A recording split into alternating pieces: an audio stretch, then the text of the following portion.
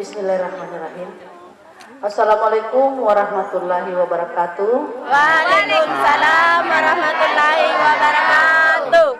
Ya, syukur alhamdulillah kita panjatkan kehadirat Allah Subhanahu wa taala karena pagi hari ini kita masih diberi kesempatan dan kesehatan untuk kita sama-sama berkumpul lagi di sini. Ya, semoga anak didikku semua ini tidak bosan-bosan lihat saya ya. Tidak ya.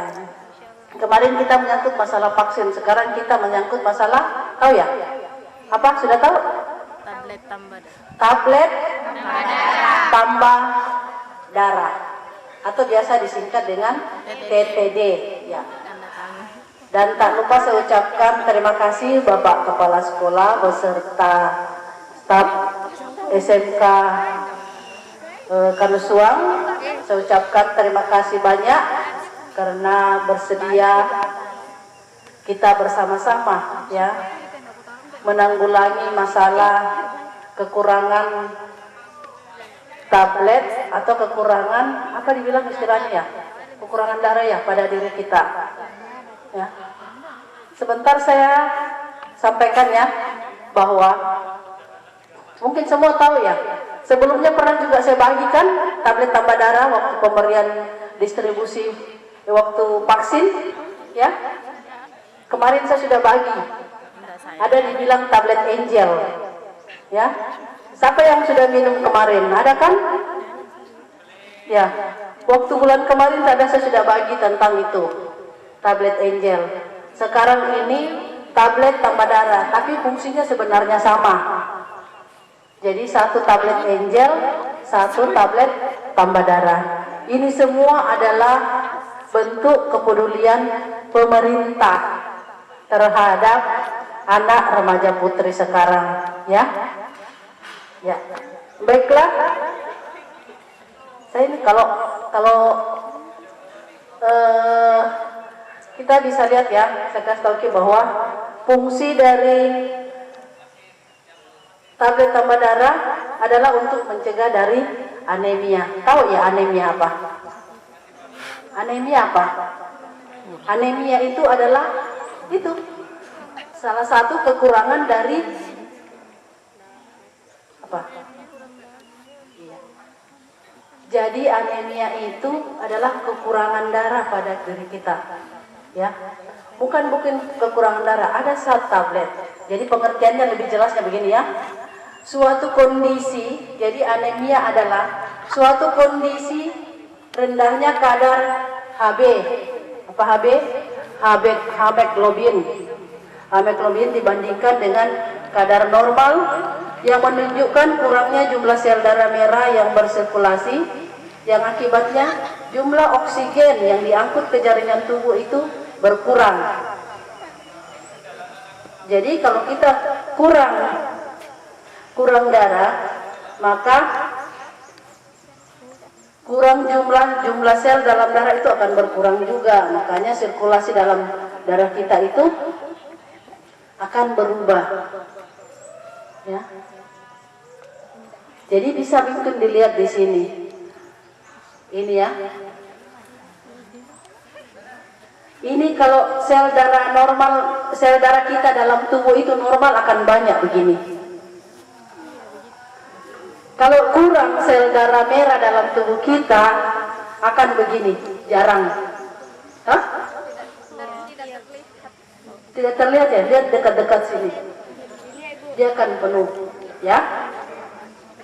Jadi itu dan itu yang kita harus cegah. Silakan adik-adik tanam daun kelor dan makan sayurnya.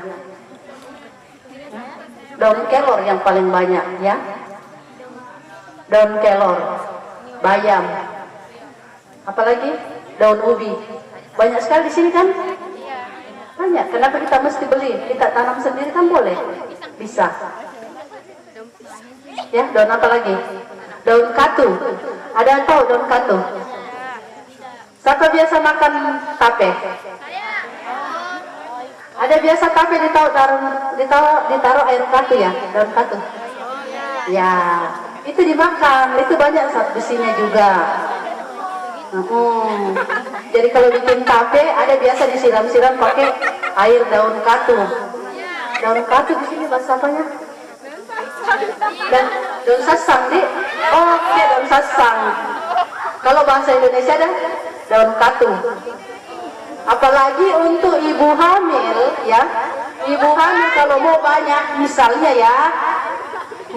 ibu hamil kalau mau banyak air susunya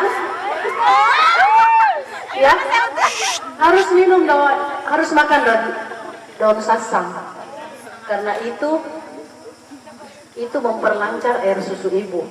Daun sasang, siapa tahu ada mamanya ya, ada adiknya yang masih kecil terus kurang air susunya, itu disuruh makan daun air sasang, akan bagus ya. Itu juga tinggi zat besinya, jadi harus dimakan itu. Jadi mulai sekarang jangan terlalu banyak makan Indomie. Kalau makan Indomie ya cukup satu kali lah, kalau kita pengen 1 kali 1 minggu. Saya nanti mau makan Indomie, kalau lihat orang mau makan Indomie saya baru mau makan Indomie, tapi kalau tidak. Kalau ada baunya merangsang baru saya mau makan, kalau tidak enggak. Ini adik sekarang pagi Indomie, siang Indomie, malam Indomie, kapan berhentinya? Dan saya pernah dengar ya, walau yang jelas saya pernah dengar penelitiannya bahwa Indomie itu nanti larut di perut kalau 1 minggu dalam perut. Apalagi kalau makannya itu dikunyahnya cuma langsung dimakan telan. Langsung makan ditelan. Kalau dikunyah sampai halus kemungkinan. Jadi penelitiannya pernah ada saya baca bahwa kalau makan ini hari Indomie, nanti hari Senin berikutnya baru bisa hancur, katanya ya. Jadi kalau makan pagi, siang, malam, kapan hancur-hancurnya kan? Jadi lebih bagus kita makan sayur. Jadi mulai sekarang kita harus makan sayur untuk mencegah penyakit anemia. Jadi ada asupan abnormal, ada asupan berkurangnya cadangan, dan ada kebutuhan yang meningkat. Jadi kebutuhan yang meningkat itu atau anemia hemolitik itu 0,7%, maksudnya pada saat ibu hamil ya, dia harus banyak mengkonsumsi zat-zat yang mengandung zat besi.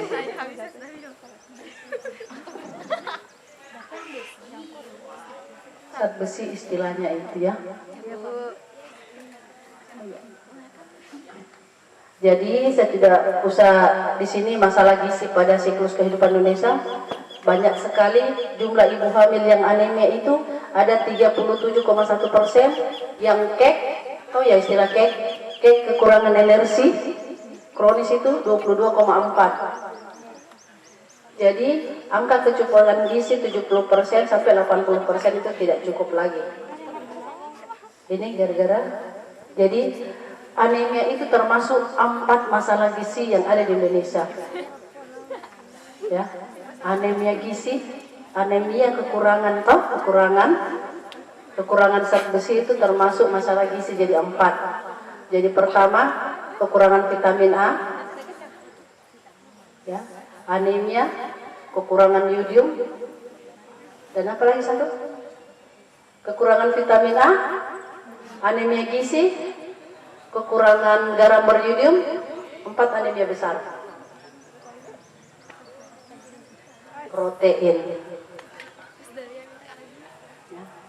Jadi masuk masalah besar itu anemia.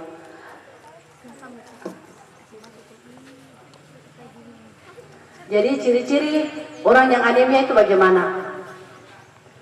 Ciri-ciri orang yang anemia itu kalau selalu lesu, di sekolah sedikit-sedikit mengantuk.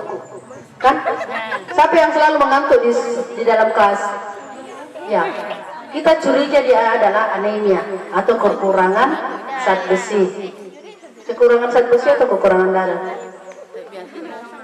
Kadar darah dalam tubuhnya itu berkurang dari yang seharusnya. Ya. Yang seharusnya berapa? 11,5.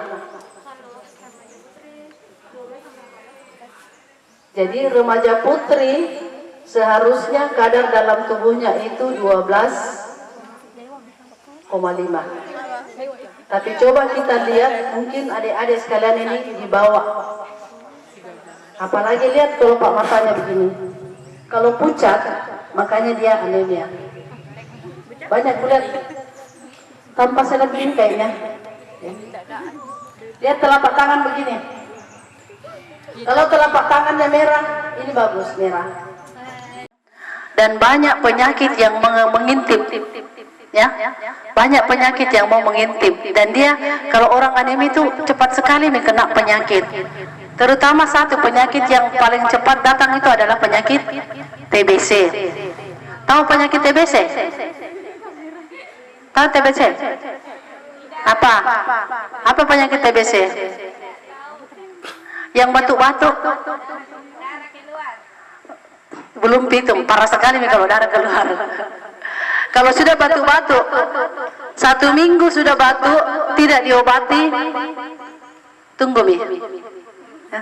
Jadi kalau ada orang batuk, tolong segera bawa ke puskesmas supaya tidak tambah parah. Jangan sampai itu gejala daripada TBC, tuberkulosis namanya. Ya. Batuk terus batuk, akhirnya tambah apa? Tambah lama kelamaan akan keluar darah dan paru-parunya lama-lama bocor, apa Mi semua, kurus kering Mi, ya, kurus kerempeng, ya. Dan ada lagi kalau anak-anak ya. Kalau ibu hamil kekurangan zat anemia atau kekurangan zat besi, kalau dia melahirkan itu anaknya satu ya, kalau dia melahirkan selamat ya, kalau dia melahirkan selamat bisa mengakibatkan anaknya apa? Stunting. Tahu stunting? Pendek atau kekurangan gizi. Yang lebih parah kalau ibu hamil anemia, dia akan menimbulkan masalah yang biasa disebut kematian ibu dan anak. Jadi pada saat dia melahirkan, pada saat dia hamil dia anemia. Pada saat dia mau melahirkan dia sudah habis darahnya, kekurangan darah, habis-habisan. Ya, jadi anaknya itu akan melahirkan itu, ibunya meninggal dan anaknya juga meninggal. Bertanya? Tidak ada ya? Yakin tidak mau bertanya? Yakin? Malu-malu kayak kapan? Enggak sih. Sekali lagi mau tanya, siapa sudah divaksin di sini? Ada yang belum divaksin enggak? Ada yang belum divaksin? Oh, enggak ada, tahu, alhamdulillah. Vaksinnya sudah, vaksin pertama sudah? Kedua sudah? Ketiga? Kapan mau divaksin ketiga? Saya datang lagi. Sudah. Semoga kita punya kegiatan ini berjalan lancar ya. Amin. Sekian, assalamualaikum warahmatullahi wabarakatuh. Terima kasih. Baik, assalamualaikum warahmatullahi wabarakatuh. Yang saya hormati ibu-ibu tim kesehatan dari Puskesmas Kecamatan Bulog, yang selalu saya banggakan, selalu saya cintai anak-anakku sekalian. Apa kabar? Alhamdulillah. Masih suasana Lebaran, saya mewakili keluarga besar SMK Negeri Bulog mengucapkan takabbalallahu minkum wa minkum minal aizin wal faidin. Mohon maaf lahir dan batin. Baik, anak-anakku yang selalu saya banggakan, tadi sudah disampaikan secara ringkas dan padat tentang apa gunanya pemberian tablet tambah darah pada usia anak-anakku ini, yaitu usia remaja putri, itu sudah disampaikan. Nah, besok anak-anakku sekalian, sebelum ke sekolah, tadi juga sudah disampaikan Ibu bahwa sebelum ke sekolah harus sarapan, ya. Karena besok insya Allah tepat jam 9 kita atau sekolah akan memberikan tablet tambah darah ke setiap peserta didik perempuan. Dan besok juga itu akan dilaksanakan minum tablet tambah darah secara serentak. Tidak perlu bawa air minum ya, air minum disediakan oleh sekolah. Iya, tapi sarapannya tidak. Iya, mohon maaf. Sarapan sekali lagi, sarapannya di rumah sebelum berangkat ke sekolah. Jadi begitu tiba di sekolah, ada penyampaian kita berkumpul di lapangan lagi atau di mana atau di ruangan, dalam ruangan kita melaksanakan yang namanya minum tablet tambah darah secara serentak di SMK Negeri Bulo. Ya, jadi bagi teman-temannya yang belum hadir hari ini atau tetangganya yang belum hadir hari ini, mohon disampaikan ke teman yang belum hadir pada hari ini bahwa besok diusahakan hadir. Ya, itu ya. Saya rasa itu dari saya. Terima kasih sekali lagi. Terima kasih banyak Bu atas waktu dan kesempatannya dalam menyampaikan atau mensosialisasikan tentang bagaimana kegunaan tablet tambah darah bagi remaja putri. Tablet tambah darah. Terima kasih. Assalamualaikum warahmatullahi wabarakatuh.